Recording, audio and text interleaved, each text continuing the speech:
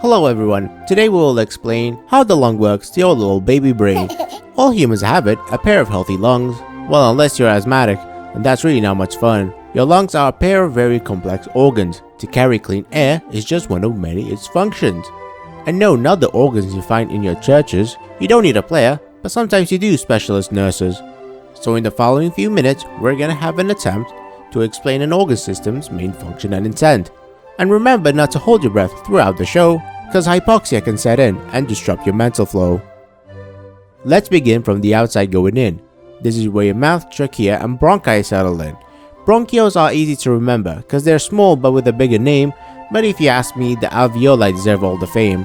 The trachea is composed of 20 rings of cartilage, and the bronchi are lined with cilia cells that work quite marvelous. They trap foreign particles that don't belong in your hole, and when your airways start to contract, we administer salbutamol.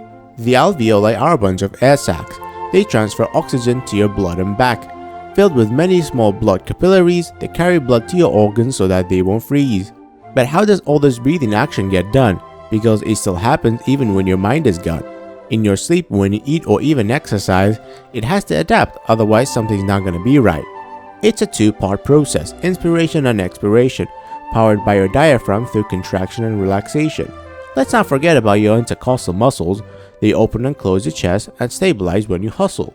These processes require air pressure manipulation. And I'll be honest, the physics needs a lot of explanation.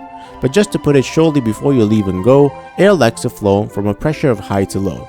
Have you had a cold and wondered why the blocked nose?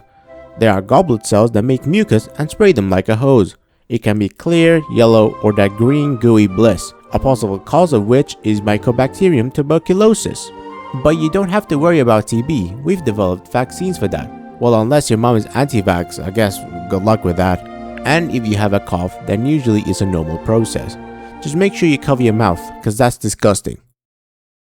With asthma, you can have a wheeze. With hay fever, you should avoid the breeze. And if you're on the transplant list, then you probably have cystic fibrosis.